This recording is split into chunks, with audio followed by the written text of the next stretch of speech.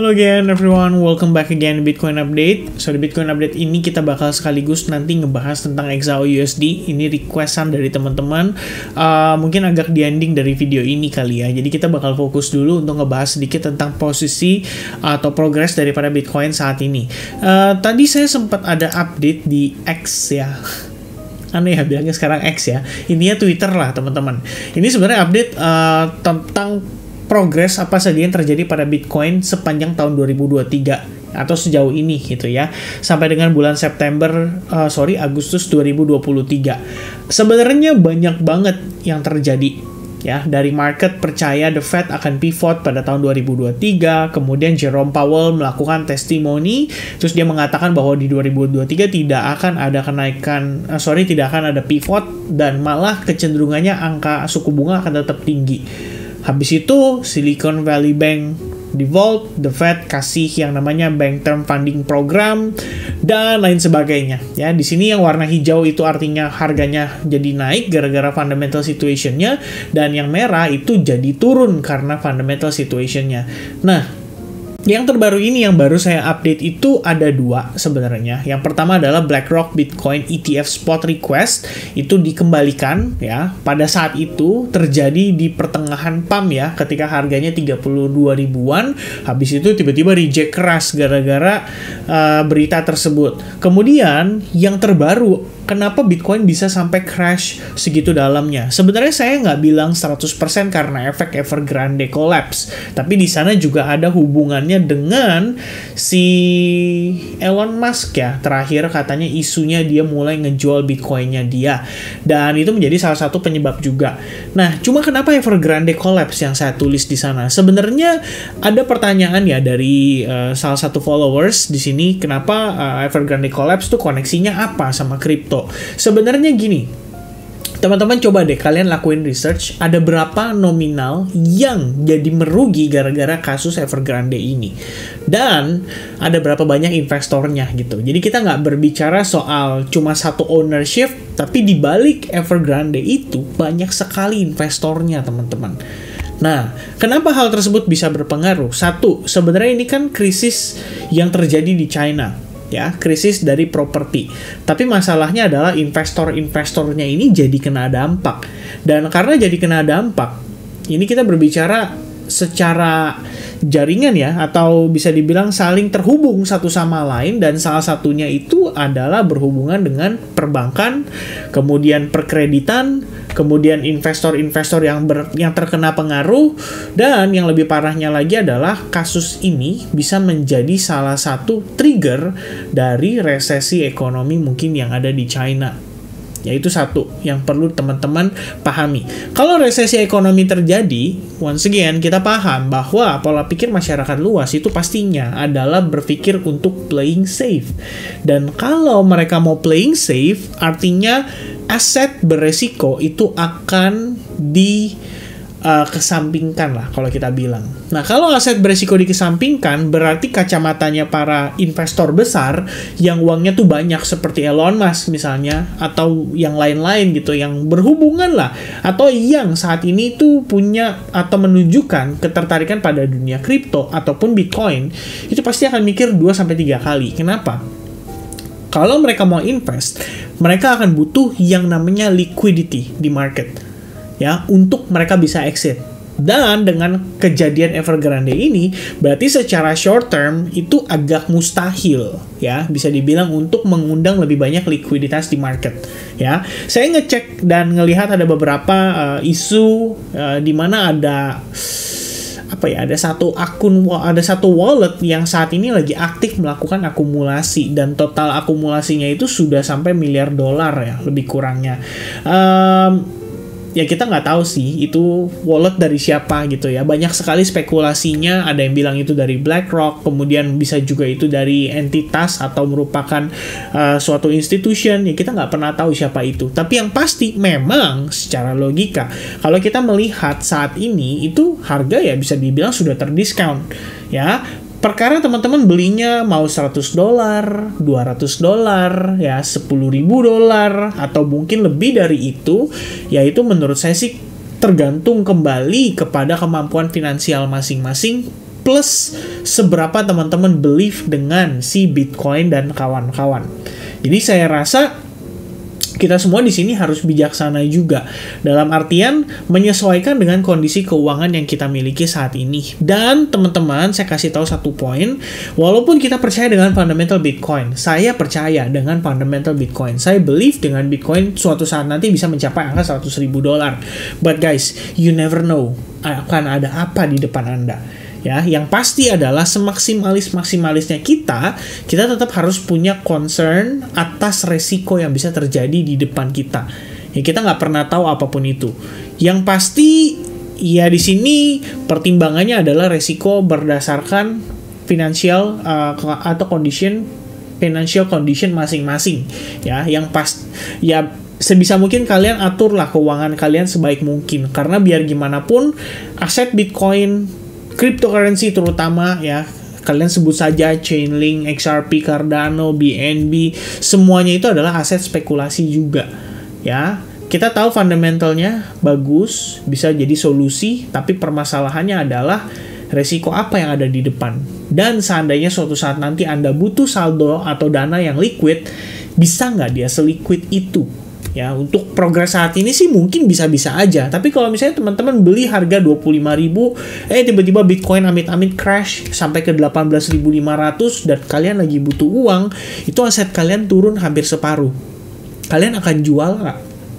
Itu yang saya maksud dengan liquid gitu ya. Kalau liquid sih jelas banget Bitcoin lebih liquid daripada kalian punya rumah terus kalian pengen jual rumah. Sekarang orang jual rumah aja itu setahun 2 tahun pelangnya masih ada teman-teman. Artinya gak banyak orang yang lagi pengen beli rumah. Tapi yang jual itu lagi pengen, atau lagi banyak lebih tepatnya. Dan ini sebenarnya memberikan indikasi kepada kita bahwa market itu sedang tidak dalam keadaan oke gitu ya. Kita tahu bahwa resiko di market itu sedang meningkat. That's why Anda bisa lihat juga, mungkin teman-teman pengusaha yang ikut nonton video ini, kalian pasti ngerasain adanya penurunan daripada usaha yang rata-rata dijalankan. Ya, saya sih banyak ngobrol sama para pengusaha atau kenalan-kenalan saya yang juga pengusaha, ya mereka kebanyakan lagi ngomong hal yang sama. Dimana ya saat ini omset agak menurun dibandingkan dengan tahun lalu, dibandingkan dengan pada saat setelah COVID kita udah mulai aktivitas di luar, sekarang lagi rata-rata menurun. Jadi teman-teman bisa menilai sendiri dari sana ya. Itu juga menjadi pola pikir para pemain besar, bukan kita doang sebagai retail. Kalau kita sih nggak pusing, kita cuman futures, kemudian spot kita akumulasi, cicil terus, kita percaya ke depannya koin atau yang bisa dibilang fundamental yang kita bisa percaya, itu yang kita pegang gitu ya. Dan yang paling penting teman-teman, selalu saya ingatkan, always keep your asset itu di dalam hard wallet atau cold wallet ya. Jangan pernah taruh di exchange, karena kita nggak pernah tahu guys. BNB recently harga lagi turun, kalau sampai di bawah $200 kita nggak pernah tahu, anything can happen di market. Oke, apalagi exchange itu adalah pasar. Ibarat kalian beli barang terus kalian titip tuh, misalnya di counter penitipan barang ya, kira-kira seperti itu ya. Kalau misalnya kalian mau simpan aset ya, sebisa mungkin ya simpanlah di cold wallet supaya memastikan itu benar-benar secure. Kira-kira seperti itu teman-teman. Oke, so ini adalah sedikit explanation yang saya pengen sampaikan soal kenapa Evergrande collapse itu bisa menjadi salah satu trigger juga dari harga yang semakin akan terkoreksi ke depannya. Alright, so looking back at the daily time frame, hari ini Bitcoin kembali turun sampai ke kisaran 25.700 tadi lowest price-nya, dan saat ini kita konsolidasi masih di range lebih kurangnya $25.800. Untuk proyeksi area sendiri yang bisa di-retest adalah 25 ribuan teman-teman ya. Maksudnya 25.200 sampai $25.000 lebih kurangnya. Kenapa di level tersebut? Karena itulah level major support yang selama ini nahan Bitcoin untuk tidak lebih tinggi maupun untuk tidak lebih rendah. Jadi walaupun nanti dia ketahan di level tersebut, dia naik kemudian kena reject misalnya di 0,618, 0,71, kemarin ada yang bilang kalau ketahan di sana berarti nanti bakal ngebentuk head and shoulders dong. Betul sekali. Sebenarnya kita melihat progres saat ini secara struktur ini kan masih bearish. Kalau misalnya nanti dia lihat dia naik ketahan di sana, itu berarti lower high. Intinya dari sini pun Anda sudah lihat ini menjadi bearish.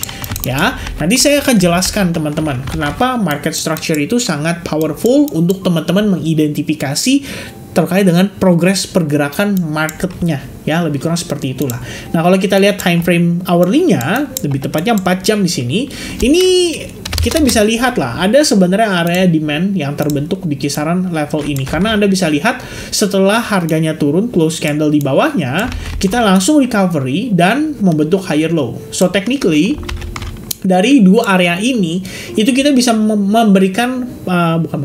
bisa dibilang sedikit berasumsi bahwa that's our buyers, ya. Technically, this is our buyers. So the question is, ketika hari ini kita create lower low secara close candle, apakah buyers yang sama itu interested untuk mempertahankan harga dan membawa Bitcoin kembali rebound?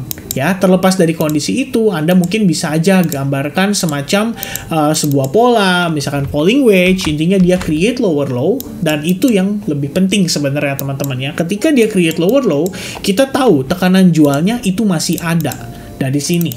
Ya, dan selama Bitcoin tidak mampu breakout di atas exponential moving average 21, terutama untuk time frame 4 jam, Anda harus antisipasi tekanan jual itu masih bisa berlangsung. Jadi untuk sementara waktu ini, kalau saya sih ngelihatnya, kita memang punya beberapa area yang bisa dikonsider sebagai area akumulasi.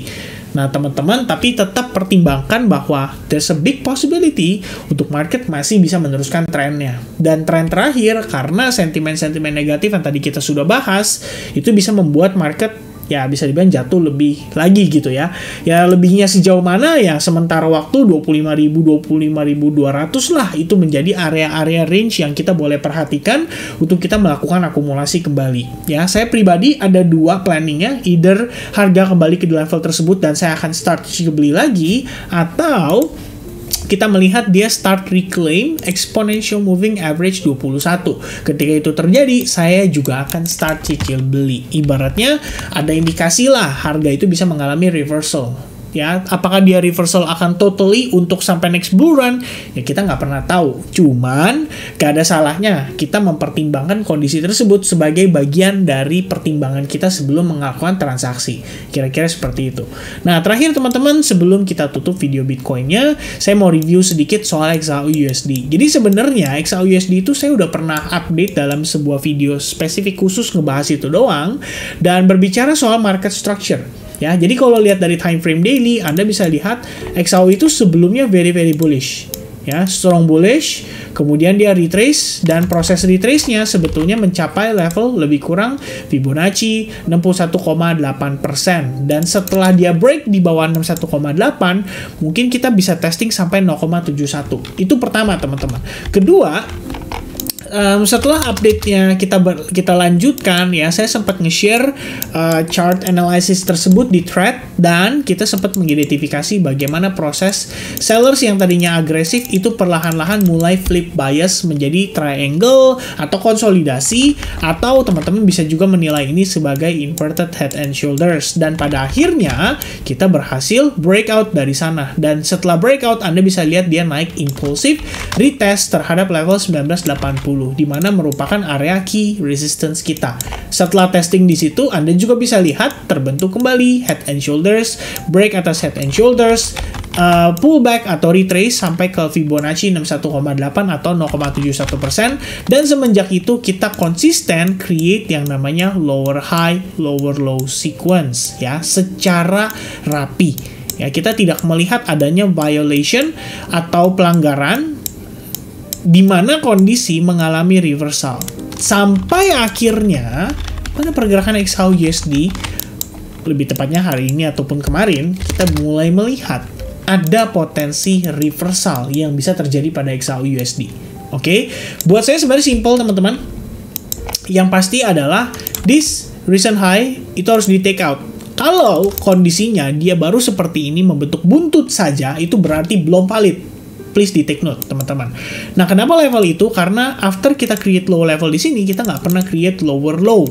So, technically, this is the lower high yang responsible atas pergerakan ini. Jadi kalau misalkan harga belum berhasil, dan Anda bisa lihat di sini kita mengalami rejection membentuk inverse V formation, and then Anda bisa lihat dia mengalami pullback dan sekarang kita konsolidasi. Ya wajar sih karena ini udah mendekati sesi New York tutup ya.